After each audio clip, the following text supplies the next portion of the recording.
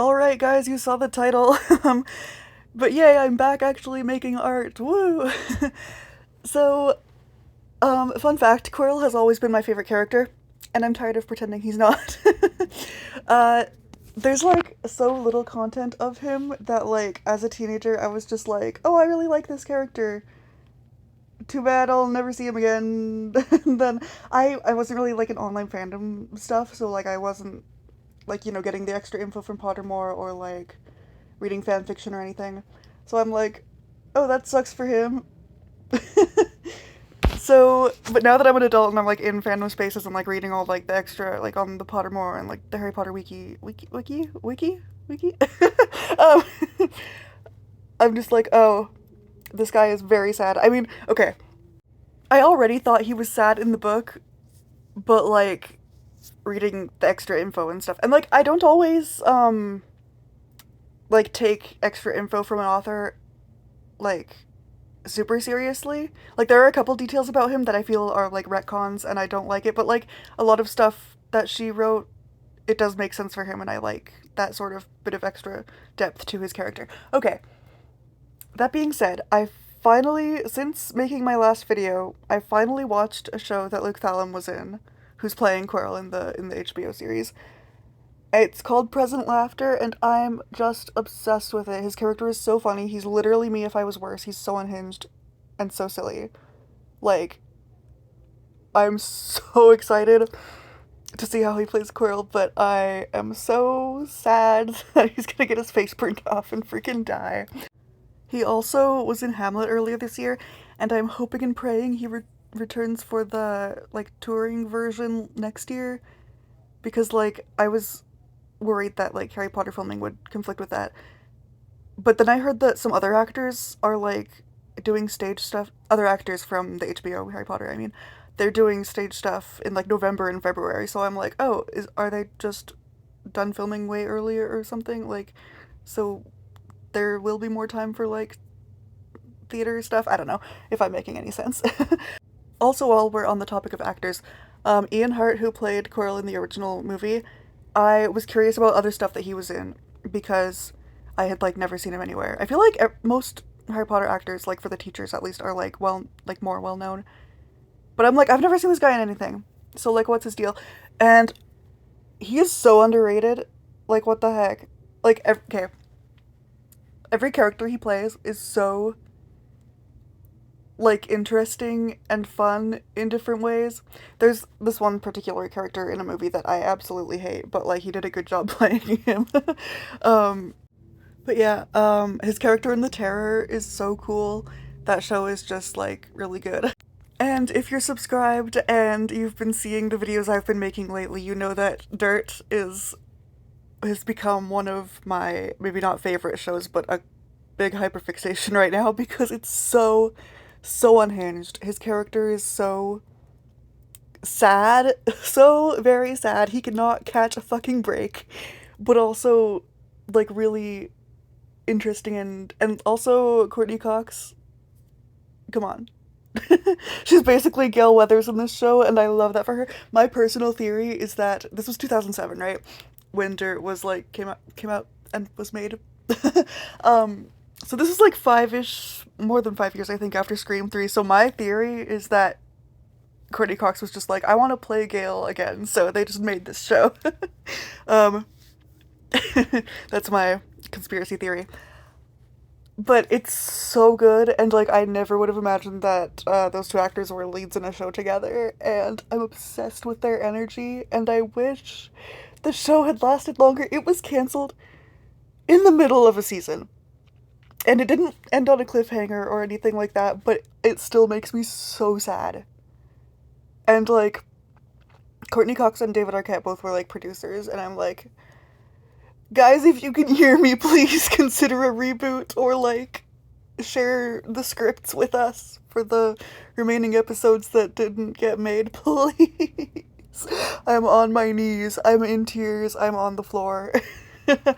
Anyway, let's talk about the actual art here because that's what we're here for, right? Are we? I don't know if I am. No, I am. So this one is kind of a redo of the one I did last video, of it's more inspired by like one of the original concept arts, like sculpts that they did.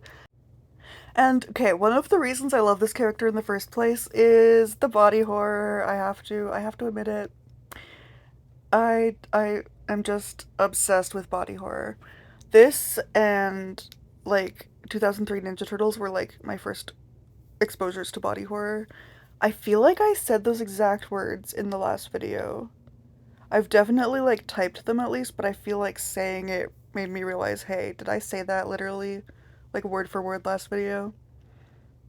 Fuck if I know. So yeah, this design is I like it. This one, on the other hand, I have mixed feelings on because like it kind of looks silly. Oh, it disappeared and went right back to the other one. Okay, the one on the bottom left there. It's more like his Voldemort's face is less established, less structured. He's kind of like emerging. He's not like fully out of there, right? And I don't know if I like how it looks, but it's a neat body horror kind of design, I guess. It also, I know in the movie, when he takes off the turban, Voldemort is kind of like, you kind of see him kind of stretch out. So it's like, he does fit under there to begin with, and then he kind of stretches out once he's like revealed. But looks, it still looks weird to like look at his face like fully out of there and be like, how did he fit under there? Like, I don't know if this is making any sense at all. I forgot to take my medication last night, so my brain is just like fog and head empty. So this design here now is one I really like, but I think it's too spooky maybe for a kids movie, and that's coming from somebody who loves spooky shit in kids movies. Very inspired by *Malignant*. If you've seen that movie, I guess I've now spoiled it for you, but still watch it because it's really good. It's really funny and silly and stupid, and I love it so much. This idea is more like he's coming out of his skull, like he's white, like bones. Wow, I'm so good at explaining things. His face is kind of a skull coming out of the back of Quirrell's skull, and there's blood. Um, a bit edgy, but I like the spooks. What can I say? I don't know why. Oh yeah, I pulled up that Funko Pop for like color reference. Um, I was like, hello, what's this little guy doing here? um, so yeah, I love the spooky, like, two characters, like, in one body. That's, like, a trope that I love so much. So much. And, yeah, just, I love this character so much, and he's so underutilized, I feel like, or at least not given, like, the depth that he could, especially in the movie. Like, they took all of his depth and reduced it to, like, a single line. And, like, I still like him in the movie. I actually watched the movie first before I ever read the book because my cousin made me watch it. And I, like, immediately was like, oh, this guy is my favorite. He's so silly. And then the body horror. Like, this is my silly character. He was made for me. And then when I read the book, I was like, oh, and he's more complex and sad. Okay. I'm just and like with the show having more screen time and with the extra like info on Pottermore and like the wiki. I don't think it's even called Pottermore anymore, is it? That's how online I am in terms of like the Harry Potter fandom. I was really in it in high school. And then like I think after I graduated like 2016ish, I kind of fell off and got more into like the weeb shit. But then I explained in my other art video, like the last drawing I did of Harry Potter stuff, I like explained how the hyperfixation reawakened once more. And I'm back in it.